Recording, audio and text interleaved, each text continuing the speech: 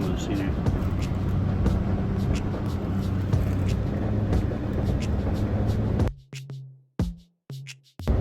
I've been eating my teeth.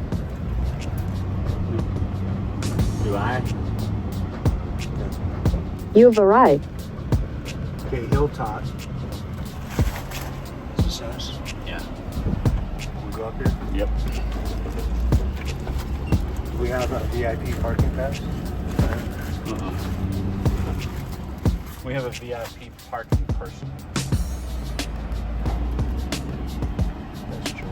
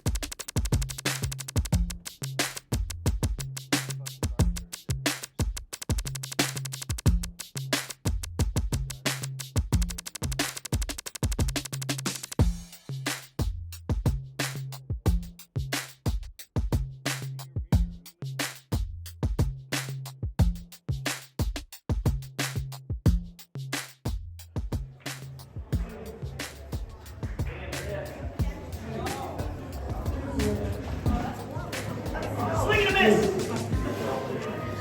Wide on the outside.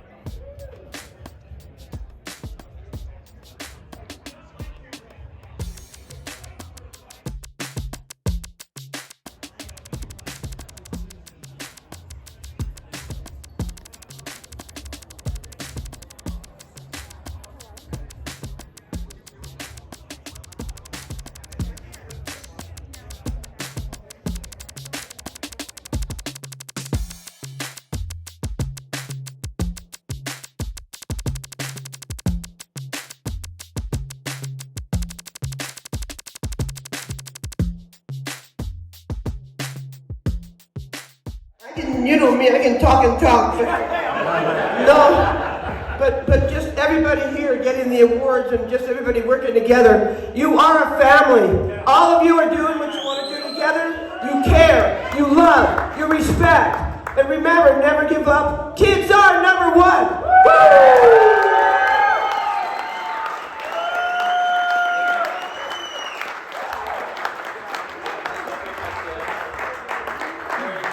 Take that with ya.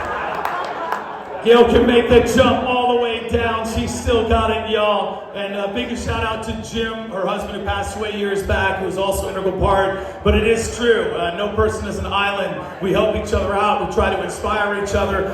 And Gail has done that time and time and time again. And we love you, Gail. We love you. You know that, man. Keep it going. Love you, man. Awesome.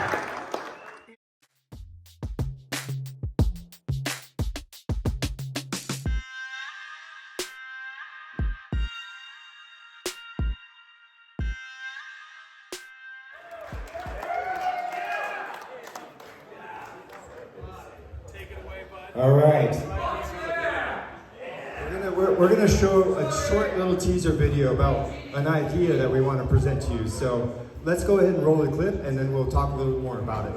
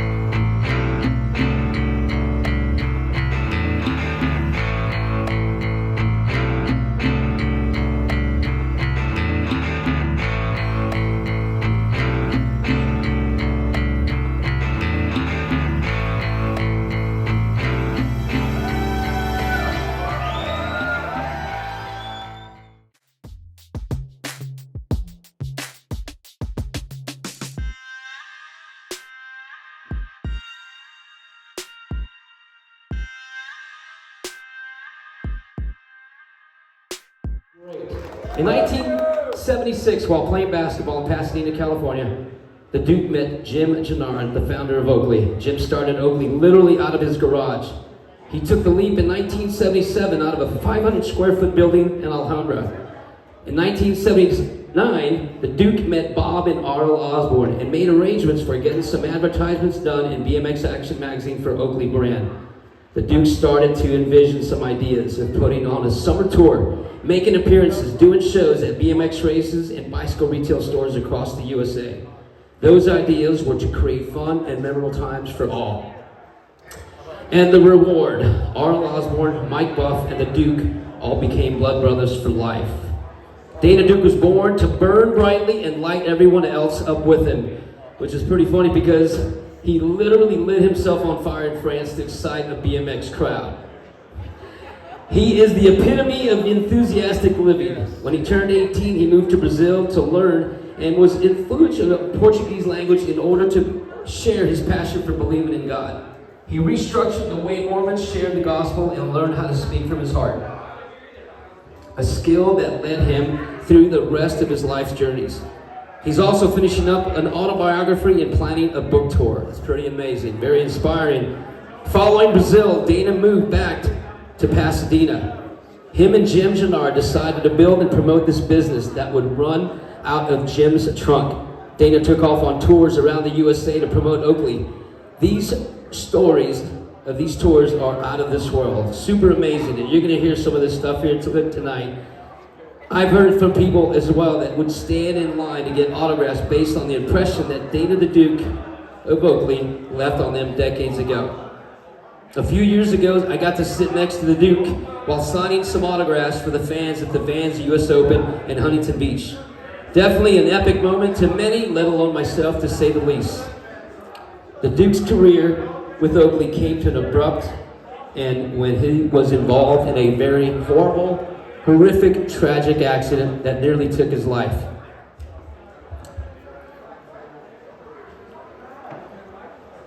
Dana has lost his ability to walk, talk, and eat. After a few months in a coma, he really learned how to walk and speak, something that he attributes having a ridiculously large sense of humor and help from his friends and therapists. He began to lift weights to get stronger and continued until he was a world competitor in bodybuilding. He moved to England to take advantage of the newfound dream. His passion for fitness lasted until the age of 63. His body began to deteriorate. He survived 2 heart attacks and around 10 back surgeries, but inspired himself by saying, and always, as Gail would say, never give up. He decided to compete in his final bodybuilding show at the age of 63. Definitely an incredible life. I mean, this guy has been through so much, being there in the beginning stages of a huge moment for Oakley and the BMX Action Trick Team. Booking shows was key and influential to bike shops worldwide. emceeing shows, appearances, meet and greets at BMX races, and the rest is history. So from a horrific accident to bodybuilding, achievements go on and on. Advertisements, modeling, a heart attack, and a seizure right before a bodybuilding competition. The Duke always had a smile on his face. At this point, Dana was in a wheelchair for 50% of the time, so he began training in his chair. And after bodybuilding for over 20 years, he got to share his finest hour as a bodybuilder on stage in Palm Springs for his last competition with his daughter Cheyenne, who surprisingly has showed up and is here with us tonight. This is where it gets so interesting. With 2 broken ankles and a post-shoulder surgery, Cheyenne assisted her father to stand tall on that stage to a full house. And there was a point where it was stopped entirely, the entire show. And right there and then they gave him a commemorative award. In the Duke's own words, this was his biggest accolade. Even after all these incredible feats and life's ups and downs, the Duke still attributes the best of his life through so many incredible memories. And I talked to him the other day and he just said, you know, life is short, you have to make memories. It's not about money, it's not about anything else, it's about creating some memories. And you see him over, he's getting emotional, and there's a reason why, because he loves life to the fullest. We all love and admire this extraordinary person with a unique personality and an incredible gift for being a marketing visionary. In my humble opinion and the impression that was made upon me as a young kid getting into BMX, he was the original action sports superhero. With the larger-than-life attitude, a passion for BMX, Oakley suspenders, super tight shorts, and his larger-than-life Oakley glasses, you didn't know what you were going to get from the Duke, but you knew it was going to be something special. I want to get that music playing here because there's only one to do this introduction and to give this guy a great honor. So everybody, let's play that music. So everybody, if you can please stand up and help me honor him with this year's Legacy Award, the man, the myth, the legend. Everybody make some noise for the Duke of Oakley.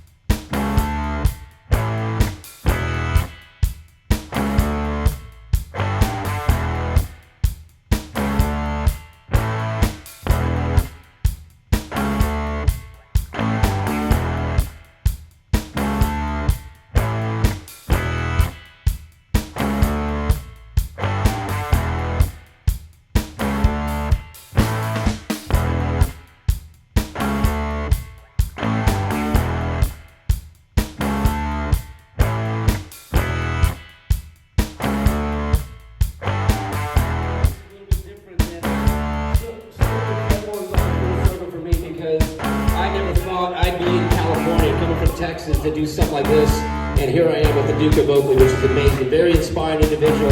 So nothing crazy, you're gonna get to say, do what you want to do.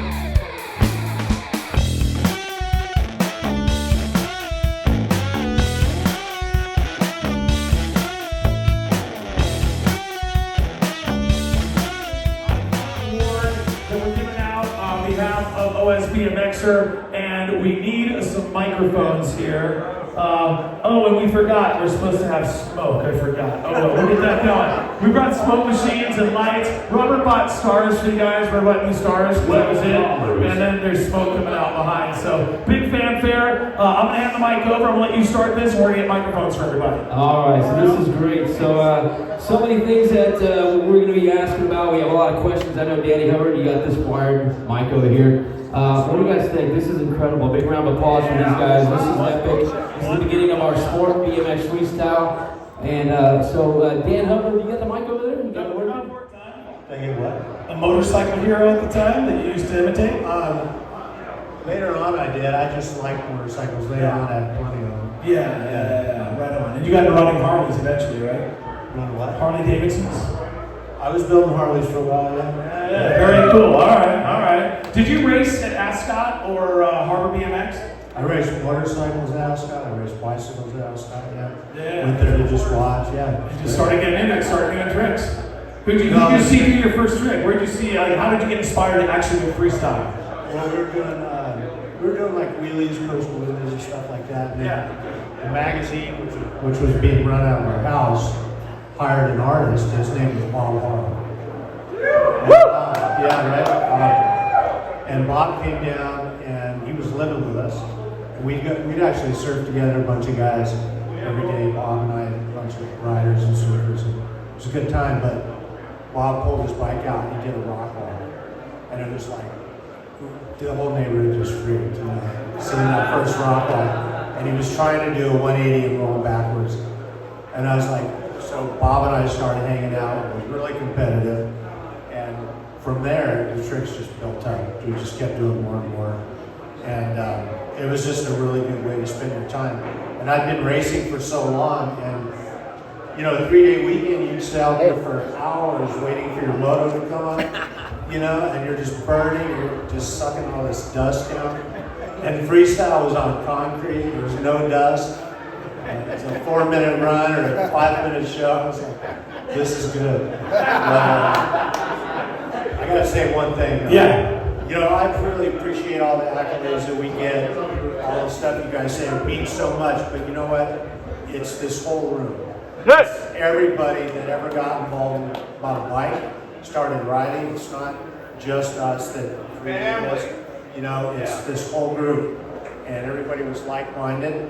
And you guys could have chosen any sport you wanted, rollerblades, soccer, whatever, and you chose this. And never would have thought we would be here at this age doing this, but I'm glad you guys hung in there. Glad we're still doing it.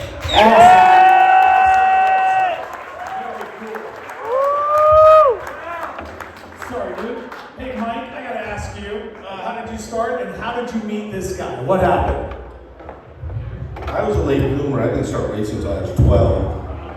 And then I got sponsored by BMX Action Magazine as a test rider at 13. And that's how we met. And then at 15, we became teammates on the BMX Action Trick Team. Yeah. So how did you meet? I think, didn't Bob see you at Harbor or Ascot or something? No, I was racing at the Corona Downhill. Corona Downhill? I crossed the finish line, and Bob Osborn hands me his business card. He says, call me during the week, and we'll talk. We went and talked, me and my mom. From that, and I didn't have a great bike, pretty shitty bike actually. And he sends me to a bike shop and says, buy anything you want. Bob Osborn walked you into a bike shop and said, buy anything you want. To go. Yeah. And he calls RL and says, meet him there and help him out. Wow. And I'm being conservative, buying, average stuff. And RL's going, no, don't worry about it. Get this. And I walked away probably with like an $800 bike at 13. Yeah, that's $800. Yeah. And that started, do you remember what kind of bike that was? Torquer. It was a Torquer, yeah, right on there. Very cool. And so, Bullseye hubs. There it is, Bullseye hubs. You got the best of the best. Awesome, man. And so, when you got that hookup, you got the bike, that wasn't to do shows, that was just a test ride for BMXA. Exactly, in racing. and racing for with the BMX Action logo. Exactly. How did this transpire between you two? How did you really like gel and come to become a team and a successful team at that? Well, we tested together all the time. Right. We rode together a lot for probably about 2 years before that. Skate parks, everything. Yeah. Marina Del Rey was one of your big skate parks. BMX Action Trick Team was born. Yeah. We rode together a lot. Then him and Bob did a couple shows together. Whatever happened there. So you and Bob had success, but then you split, went your own ways, and that left kind of a void. I know Bob kind of did his own thing, and you needed someone to fill that void, and this guy was right there. And they had a show that, actually the picture on the shirt from the Houston Astrodome, that was our very first show together. So that's something I want to say. His first show ever, I think in front of 70,000 people at the Houston Astrodome. That's it. Yay!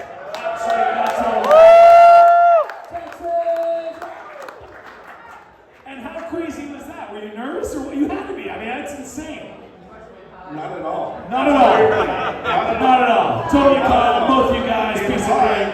It's because we had to do a show at one end, and Bob Martin was doing a show at the other end. Wait.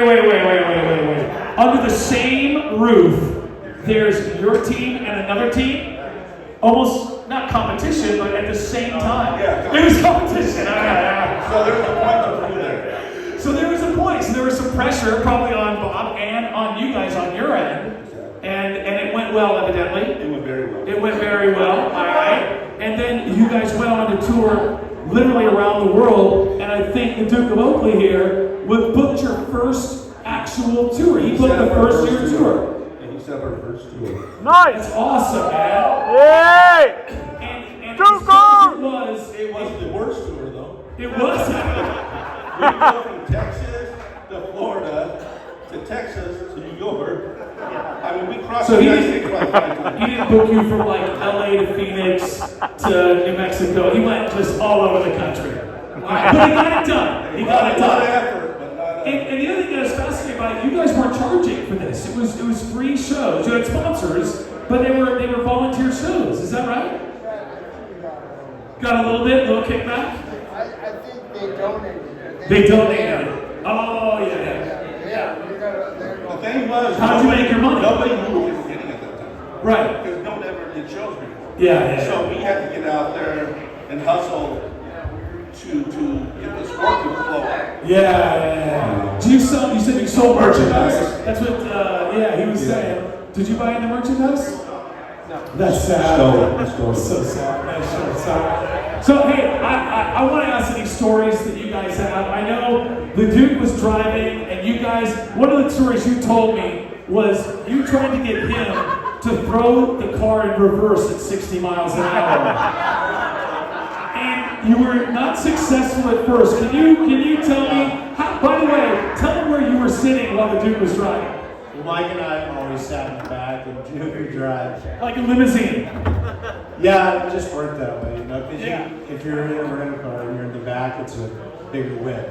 Right. You start spinning, you know. Right. We were going down the freeway 60 miles an hour, and one of us said, "Hey, dude, can you really throw a rental car in reverse at 60 miles an hour? Transmission would drop out." He's like, "Don't even think about it, don't even." And so we just asked him a few more times, and then Mike and I were in the back seat. I mean, Mike was like 15, I was 16. 15. Yeah. 15 and 16. And we would start, it sounds really stupid, but we'd slowly chant his name. You can see him straightening up and just getting fired up. And then all of a sudden we're in reverse. And it's just, I can't even see smoke everywhere. Pull it back, put it back in drive, pull it off. Hey, there's a similar story too, and I was watching that video that you had challenged him to drive towards the ocean, towards Pismo Beach. Can you elaborate a little bit? True story, I know, because we talked about that earlier. So this is after I was out for a while, and Duke and I were just driving up to Carmel and see my dad. And we stopped in Pismo. Duke goes, "Let's go drive down Pismo." I'm all right. Good. So he's kind of going into the water a little bit, and he said, "Man, man, back in the day, I would drive straight out on the Oakley. So I called him a name, little girl, pussy girl. You wouldn't do it. Got him all pumped up, and he's back Florida, straight into the ocean. And I mean, like, things floating. I'm rolling up my window. So the car's floating, and you guys are. And there's waves over the top. The waves are over the top. And he's starting, and I'm just a passenger. Oh, just the passenger. He's serious. He's pretty serious now. We're floating. I lost my jacket because you were bored. That's another story. I don't know if we can pull up that photo that we were talking about earlier. It's a great photo. And did you see it? Okay, maybe so. We're going to pull this photo. I just had a quick question. If let's see, it's an epic, amazing, iconic photo. We're going to get this photo put up here. Look at that right there. That is amazing. I just wanted to know, did you guys get a 2-for-1 permanent? Just wondering. Mike and RL, 2-for-1 there. Did you guys get, that is amazing. Okay, anyways, that's an amazing photo. Big round of applause to these guys. That's a cool photo. Unreal, man. All right, so I know we're going long here. Any other stories you guys want to share? And the other thing too is you were together for how many years? Roughly 4.5. So about 4 years. And traveled Before all. that, we rode like 3 years together. So it was almost 7 years together, but 4 years touring and doing shows. And just inspired, I mean, so many people, because there weren't that many shows on the road. I know Gail was doing some shows, and so many people were out there, but it wasn't that many people compared to now, where there's so many people out there, right? So it was pretty groundbreaking. Any other stories you can think of that were fun, that were a good time? I know during BMXA, because RL, after Duke left, to work again, to rework with Oakley, he was working with Oakley the whole time. You took over and started kind of booking and running the operation, right? Yeah, because he was doing Supercross, so he's taking care of Supercross riders. For Oakley? Yeah, and we would still get back together and do stuff, but yeah, so I started running the tours, but when Mike and I got together, it was like such a good fit, and the riding just went up. I mean, it was, so we learned so much. And then when we started touring, we never stopped. It was like we'd be gone for months at a time, 1 month off, 6 months gone. We were sleeping in airports. Sometimes we didn't know what country we were in. I mean, we'd fly in, do a show, fly back to the States, finish our tour. And it was, I was just lucky to do it with these two guys because we all got along so well. And it was just a great time. Yeah, and the camaraderie that you said that was above all, just amazing, dude. Yeah. I don't want to bore you guys, but I'm telling you, I will, though. I forgot what But us three together, there was no better times than that in my life. It was, the riding was not the boring part almost. The stuff outside of the riding was the fun part. Woo! Yeah, so being on tour can be gnarly, many of us in this room know. And for you guys, one thing we talked to, Robert and I got talked to earlier, the camaraderie, it was competitive in a good way, and it was fun. You guys enjoyed your life being on the road, right, dude? I just recall an instant replay in my head. Nice. And here's the deal. We did tours. We did the first Bear Sea tour. Yeah! And right after that tour, that's when I was involved in that horrible accident, and I wasn't unable to go to Bear Sea tour.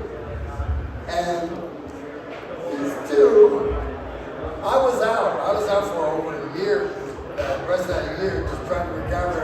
And these two remained my best friends, and they invited me to be the announcer for their Bear Sea 3 trip. All right. And I couldn't understand it, but it didn't matter. We were in France, they couldn't understand me either, so it didn't matter. I didn't know understand it. That's right, my turn. But they had the love and trust for the old Duker. And that's why, at any time, no one F's with these guys, because I'll be on your back. Nah. Yeah! So after Duke was recovering, I mean, he was screwed up. And we went on tour again at the beginning. His ankles were all messed up. He wanted me to go run with him. I'm not a runner, but he could barely let go. There's snails that were passing. Like, this is easy. 2 months, by the end of the tour, I couldn't even run with him anymore. I mean, he was so fast. And he's reinvented himself so many times. And that's why it came out of it, you know? That's amazing. Yeah. You know, there's a lot of us. There's a lot of us that have toured and done shows and been around it, and the one thing that nobody knows is it's just not the glamorous life. We do it because we love it, we have a passion for it, and as Gail would say, never give up. But and we were talking about it earlier that you literally will go from one show, and you guys are traveling, Bermuda Triangle, you guys are going everywhere, but you're literally like not even having time to get something to eat. If you do, it's fast food, and you're not having time to get a shower. You're going from one place to the next, living out of your suitcase, and people just, if you've never done it, you just don't realize how hard it is to do that, being away from your family. But I want to give you guys props because you guys are gone for a long time. I've done those tours with GT with Dave Volker and so many riders out, including Brian Blyther, and it's really a tough challenge, but it's something that we all love and have a passion for. So, but I remember we were talking about that earlier. Yeah, it was on our first tour. We didn't have any money. We were all paying for our own stuff, you know. So Duke would go up to a hotel and find a maid, any room, and then he'd go up there and say, "Hey, we're not done here. We got a few more hours." And she'd go, "I'm sorry," and give him the key. We would go take showers. Get back. Yeah! What do you think of that? That's how they call it. And I listened to Trey. I'm going to say this one thing, and that touring with these guys outside of the riding, we saw so much in life that most people will never see. And the bad thing about that is it's really hard to be entertained because everything is compared to that tour. You know, the stuff you saw, and that's like, what can you do after that? I mean, how do you be entertained after traveling with these guys? And it was a great time. Really great time. Mike tried to up the entertainment on the CW tour. That's a whole different story. We're not going to get into right now with his Hicks, whole different thing. Dude, I want to talk about what you're doing now. I've seen you with Tom Lyons and the whole Big Ripper thing. Your bikes are selling again. Amazing rebirth for Mike Buff, right? Can you talk about that? How that came to be with TL and everything that's going on, and how you're being honored by that awesome community? In 2017 was their 40th anniversary. Yeah. So he called and said, let's do 40th anniversary, right? 20-inch bike and like 400 of them or something. Right. And they sold out in 8 hours. Right. So he said, And that was your signature colorway from Yes, BMX Action Trick Team exactly. on that red, white, and blue PK. 5 years later, we have 5 bikes out. Awesome. And I think there's been 40,000 of them. Absolutely amazing. Yeah! 40,000. Go Mike! That's the power of Mike Buff right there. Everybody. Mike! Yay! Legend, man. That's amazing. Well, very cool, man. And RL, I've seen you and your son on Instagram and on YouTube, and you've been kind of away from the sport for a while. You came back, and to all of our relief, man, we missed you. We're so stoked you're back. Yeah! Can you talk about what you're doing now with your family, with your son, and where you're headed next with this sport? I'm riding for fun. I mean, Yeah. we were starting to get into business, kind of, you know how that goes. So my son and I have been riding together for a couple of years now. We go everywhere and ride together. My wife comes with us. Yep. You! But yeah, it's Yeah. a good time. It's actually nice to ride when there's no money involved. Yeah. Because you're so clear-headed. You don't owe anybody anything. You're not promoting anything. You're really just doing what we were supposed to do. Right? Yeah. So I ride with my son all the time. All the time. It's very cool. Yeah! That's amazing. Yay! Awesome. Should we give a presentation? Let's do it. And by the way, feel free, these 3 will be available for questions and more information and anything you want to know. We'll be hanging out and we're going to talk some more. We still have the raffle to go, but truly, it's been a legendary night and it's so cool to end with the original BMX Action Trick Team. Give it up, the Duke of Oakley, Mike Buff, R.L. Osborn. Let's get loud!